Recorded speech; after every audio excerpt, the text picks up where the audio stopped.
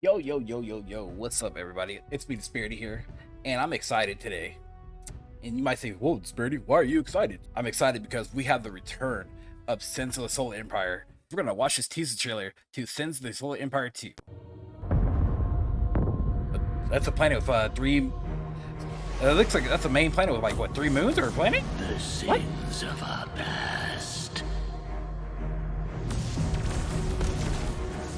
have given rise to the sins of the present. Is that a bomb in a hurricane? I mean, look at the details here. It looks nice for honestly for a trailer. The future.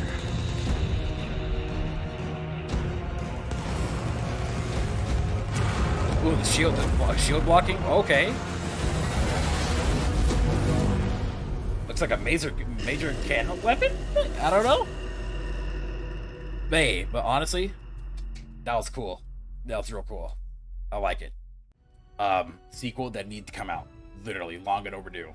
So since the Solar Empire 2 is reaching for the stars, so nearly 15 years after the original launch, Ironclad and Stardust 4X RTS is back. So with Sins of the Solar Empire, I was always a person that enjoyed this game, but I was also bad at it at the same time because, you know, my empire didn't go the way I wanted to. You know, I'll just be like, okay, let's restart the game. But, you know, I had fun with it because I love sci-fi and I love anything to do with space, alien, stuff like that.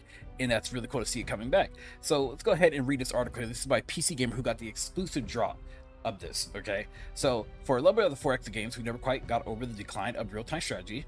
Since the Solar Empire was a panacea, it took most of what I adored about both strategy models and smushed them together in an epic clash in space. It was a revelation that I expected to inspire imitators, but nearly 15 years on, nobody else has attempted to replicate this extremely successful experiment. Thankfully, that's about to change since the Solar Empire 2 is coming. Now, you could kind of say that Galactic Civilizations could have been one of those games, but you know, to each their own. I quite enjoyed Galactic Civilizations as well. I'm waiting for the second one to come on Steam, but you know, that's a whole totally different story there. Developer Ironclad Games has been thinking about this sequel for a long time. The last piece of Sins DLC came out in 2018, a decade after the base game launched. And while Ironclad immediately started work on Sins 2 after that, development only began earnest just over a year ago. Discussion where already happened. The Minor Factions DLC wasn't just the last hurrah for Sins, it is a hint of the future of the series. Pretty cool. Okay, so we were always thinking, let's do a test bed on this, says Ironclad owner Blair Fraser. Since Sins 2 is going to come out, what would this look like? The original Sins was much more combat focused, but through the expansion, the team was also able to experiment with more diplomacy and NPC factions. And for Sins 2, Ironclad has gone to town on the aspect of a conflict. So what it feels like is like what they're trying to do is that they're trying to make it more like maybe like Stellaris in a sense. And you know, Stellaris is a great game, but the issue with Stellaris is that it's a paradox game where you need more and more DLC in order to enjoy the game. So it looks like they're trying to expand upon this. You know, again, like he just stated, they did a test bed with the last DLC or a couple of DLCs, and it's what, you know, we're getting here.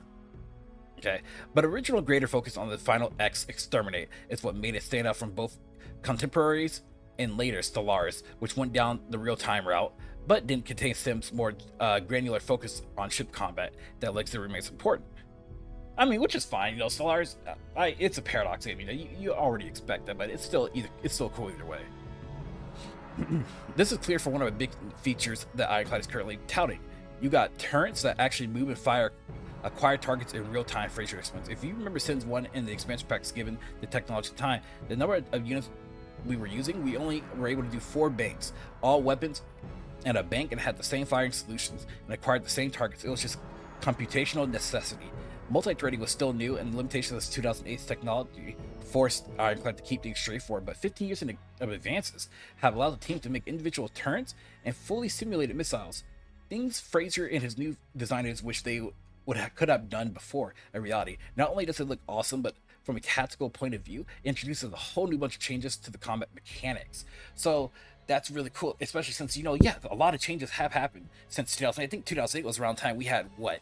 The Intel Core 2 Quad back then. We had the AMD Phenom, I think X4. We also had the Intel Core 2 Quad processors. So, you know, yeah, those are really new multi-threading processors.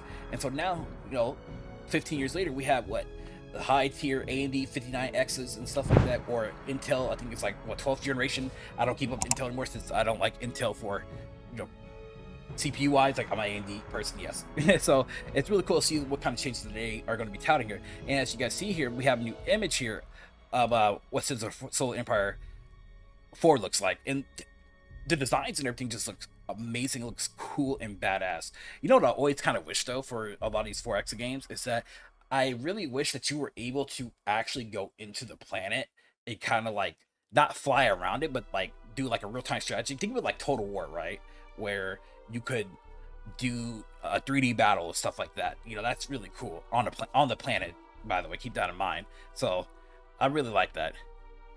So going on here, we have, so now you got point turrets spinning and trying to track these things and shoot them down, and beefy capital ships of heavy armor blocking the missile fire and protecting the glass cannons in the back, which act more like 20th century artillery. The larger ships are like squads or small armies with greater capabilities and flexibility, though you won't need to manually control each turret. You'll still be able to eschew management by setting by setting ships to auto-cast their abilities. Well, that's really cool. For fans of Micro, however, there are more to play with and more to consider. Smart positioning of your ships, for instance, is a lot more crucial because ships and celestial objects now create a line of sight wrinkles. Ooh, that's actually really cool. I like that a lot. I like that. I really do.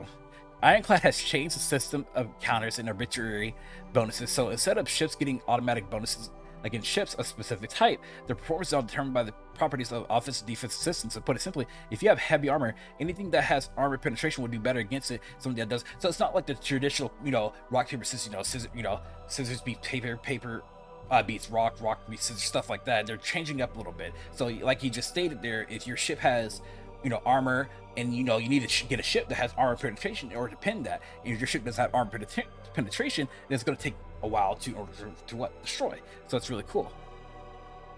So a detour. The low-level tactical combat isn't the only thing that's going more granular and stimulated. The galaxy itself is giving the same kind of love. Planets now orbit their stars, and moons now orbit their planets. Ooh, that's cool. What this creates is a dynamic galaxy you plan around. Fraser says that the inspiration for this comes from an unlikely source, Buck Rogers' Battle for the 20th Century, an 80s board game based on classic sci-fi romp. It wasn't a commercial success, but certainly had an impact on Fraser, who still has the box sitting on his shelf. You won't need to squeeze tight jumpsuits to show off your chest, but you still need to pay attention to celestial mechanics. As before, everything is linked up in a network for phase lanes, which determines which ships can travel directly. But since all these planets and moons now move, your plans will have to adapt. When a planet is closer to one of your occupied worlds, let me read. When a planet is closer to one of your occupied worlds, it might be a good time to launch an invasion or shore up your defense. When they're further away, you might want to focus on other things like your economy research. And this also feels incredibly novel. So, I wonder what they mean by that. Like when they say like your planet, or do they mean ship? When your ship, no, that kind of confused. Like because it feels like it's like when a planet is closer to one of your occupied worlds. Unless they're saying like each planet has like its own engine and moves around. That's probably just a typo error. But yeah, this feels incredibly novel, but where things get really interesting is how the motion of these worlds can screw you or your foes over. So this is another image here that we're gonna take a look at here. That's a really cool image here. That's a lava. It's either that's a dying world or that's a world that's just pure lava there. Magma world.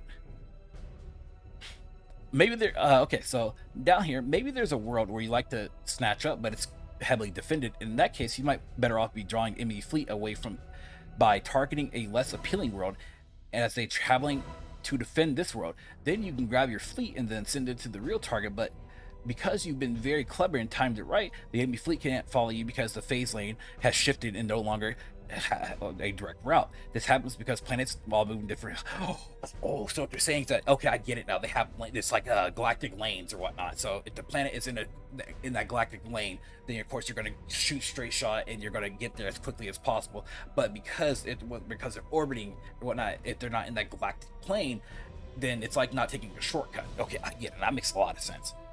This sounds very complicated, especially in real-time game, but the UI lends a hand Every so often, you should hold down the tactical view. Fraser recommends that you can see the projections of how planets are moving. Currently, it is set to 10-minute intervals, so you can see where it's going to be 10 minutes from now. Ooh, but and may change that, giving players the option to set how far they want to project. Players can also color code. Well, players are also color coded, so that you can tell if they're moving prograde or retrograde, as not every planet moves in the same direction. So one can go clockwise, counterclockwise, or maybe, you know, from 12 to 6, basically.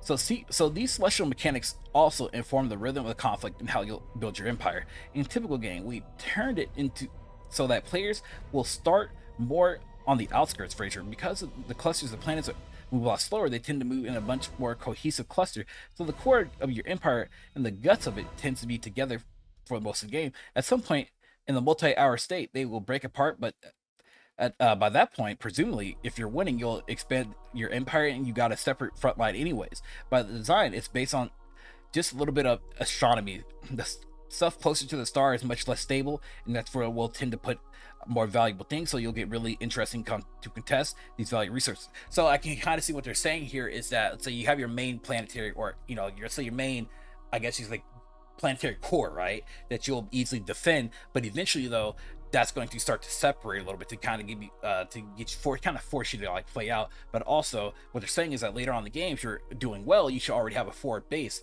in order to make a push, I guess, so, or forward planetary core. So objects to the closer star take about 30 to 45 minutes to do a full orbit, but that's dependent on the settings. Like the original sense, you'll be able to make planetary tweaks to the sequel, turning things off and on until you create a stellar battlefield just right. Two topics that generate the most debatable within Ironclad. The first is 3D movement. Having more than 2D plane to work with is seductive prospect, but this isn't Homeworld. It's with its exclusive focus on ships, Sins gives you an empire to manage. Heaping yet more complexity on top of what's already a pretty dense game is a risk. Like its predecessors. Then Sins 2 has stuck with 2D movement. That's perfectly fine. I'm cool with that.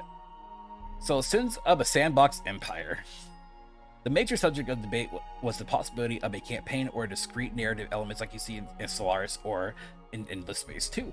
Ultimately, the pure sandbox approach won out. It's what Ironclad knows what it's already been seen success with.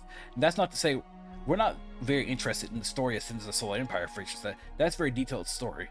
It's infused in every ship's ability to all the research subjects, the look and feel of every element, every voice line, every character in the game speaks. The whole thing emits the story. So Ironclad is sticking with the setting of the original Sins, with the Tech, Advent, and Vasari continuing their squabble. Sins 2 is a retelling of the conflict, but sped up. You'll start with the original factions, who then splinter into loyalists and rebels, and then you'll encounter features that were present in the entrenchment expansion and then the diplomacy expansion until you hit the brand new stuff unique to Sins 2. Each faction is distinct from their metal harvesting rate to the fundamental systems that define them. The Tech, for instance, is only one that can profit from trade lanes. It is a specialty. The Trader Emergency Coalition and the game takes place in tech space. The trade system, according to Fraser, has also been giving an upgrade with greater sophistication and more decision making. There was asymmetry in the original Sins, but he adds, given the scale of the game, we leaned into it more. The more notable differences between factions and the complications of a galaxy that's always in motion should be a boon for multiplayer as well, which, along with modding, was one of the main reasons Sins enjoyed such longevity. It was a great single-player game, and that's how I mostly played it, but it really came to life with PvP. And thanks to Strides and Tech, the Iron 3 engine should hopefully be more capable of creating a smooth multiplayer conflict in Sins 2, letting you, for instance, rejoin multiplayer matches without any flapping around. You'll also be able to transfer control of your factions to another player if you don't have time to finish the war. Hey, that's really cool. That is really, really cool, and I like that. I like that a lot. Here goes another image here. We're gonna blow this one up as well. The ship designs look amazing. These guys are working on their dreams, honestly. After so many years, I'm very keen to start conquering space again. Ironclad and the publisher Stardock haven't given away the release date yet, but we'll be able to get our hands on it before the full launch, whatever that might be. It is true, early access, says Fraser, but it's very targeted time as well. The initial one will probably just the core game loop. It won't have the guts, all the extra content, all the extra mechanics. Just are players able to run this? Are they? Can they complete the game, build a few basic ships, take over the planets, and wipe out their enemies? It'll just be that core nugget. There's no date for early access yet, but we have more Sins of Solar Empire 2 details to share in the near future. In the meantime, consider grabbing physics textbook and brush up on astronomy. So that, honestly, y'all, is Sins of Solar Empire 2.